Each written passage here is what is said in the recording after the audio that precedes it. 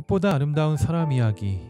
오늘은 아름답게 살아가는 것은 소리 없는 외침이다 라는 주제를 가지고 나누어 보겠습니다. 아름다움은 상실되지 않습니다.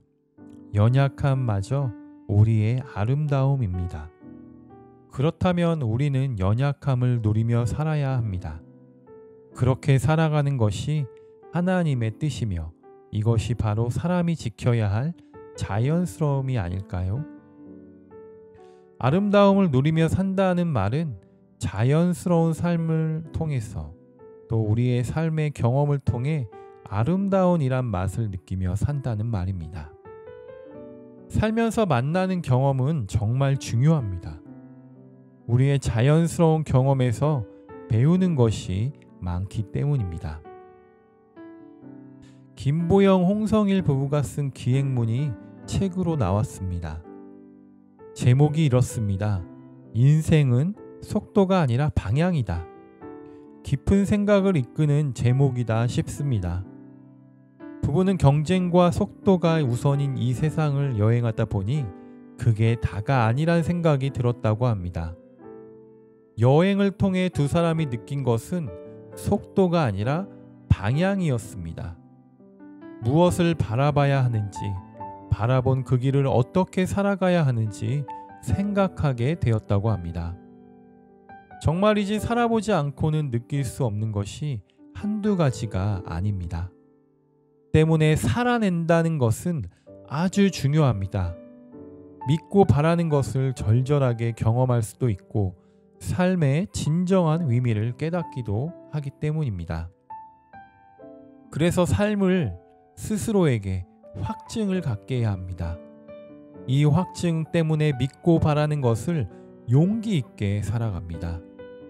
설령 확증을 갖는 순간이 잘 찾아오지 않고 무의미한 경험들만 반복된다 할지라도 우리는 살아내야 합니다.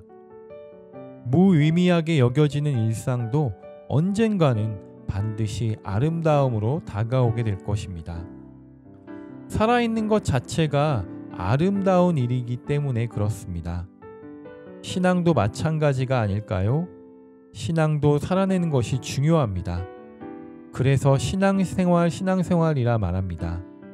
살아내지 않으면 신앙을 느낄 수도, 신앙을 통해야만 보이는 세상도 경험할 수 없기 때문입니다. 그렇다면 살아낸다는 것의 실천적 의미는 무엇일까요? 말 자체가 주는 뉘앙스 때문에 억지 웃음을 짓거나 싫지만 살아가야 하는 것으로 생각할 수도 있습니다. 그러나 살아낸다는 것을 그렇게 심각하게 받아들이지 않았으면 좋겠습니다. 그저 하나님 저를 불쌍히 여겨주세요 라고 고백하면 하나님께서 살 수 있는 힘을 우리에게 주실 것입니다. 그리고 살아가는 것을 스스로 자연스럽게 여길 수 있을 것입니다. 자연스럽게 아름다움을 살아가는 것입니다. 살아보면 좋겠습니다. 성경을 읽고 기도를 하고 찬양을 합니다. 그러면 성령님께서 우리에게 아름다운 마음을 허락해 주실 것입니다. 잔잔하게 때론 열정적으로 이렇게 살아야겠구나 아이디어가 생각나고 마음에선 감격을 느끼게 됩니다. 그러면 느낀 대로 살아보는 것입니다. 설령 강격한 대로 살지 않는다 해도 괜찮습니다. 예상치 못한 일에 당황스러워도 괜찮습니다. 살아있어 경험하게 되는 이 모든 순간들 모두가 감격이기 때문입니다. 이것이 바로 우리가 죽을 수 없는 이유입니다. 이것을 아름답게 살아가는 것이라 말하고 싶습니다. 성경을 단순히 2000년 전에 쓰여진 옛날 책이라고 생각하는 것이 아니라 오늘 내가 살아가야 할 지침서로 받아들여 봅시다. 우스갯소리처럼 들릴지도 모를 일이지만 다니엘과 세 친구가 열흘을 채소만 먹고 얼굴빛이 좋아졌다면 나도 한번 해보는 것입니다. 푸석푸석했던 나의 얼굴이 어떻게 바뀌나 보는 것입니다. 또 우리가 잘 알다시피 여리고성은 모세가 죽은 후 이스라엘을 이끌었던 지도자 여호수아가 만난 첫 번째 장벽, 철옹성이었습니다.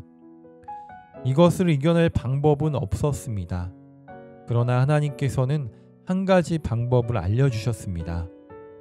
구약성경 여호수아 6장을 보면 하나님께서 이스라엘 백성에게 6날 동안 여리고 주위를 한 번씩 돌고 마지막 7번째 날에는 7바퀴를 돌고 다 돌고 나서 큰 소리를 지르라 말씀하셨습니다. 그러면 성벽이 무너질 것이라고 말씀하십니다. 이것이 진짜 될까?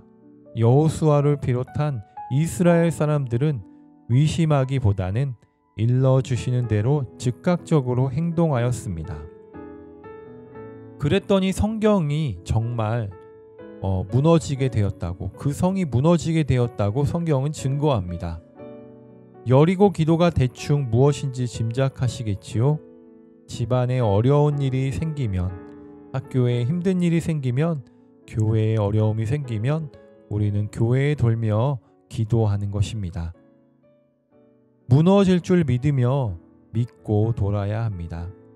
물론 건물이 무너지리라고 믿지 않습니다.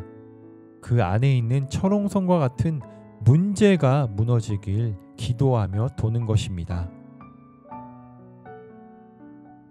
우리는 이렇게 믿음을 가지고 이 세상을 돌며 주님께 기도하며 살아야 합니다.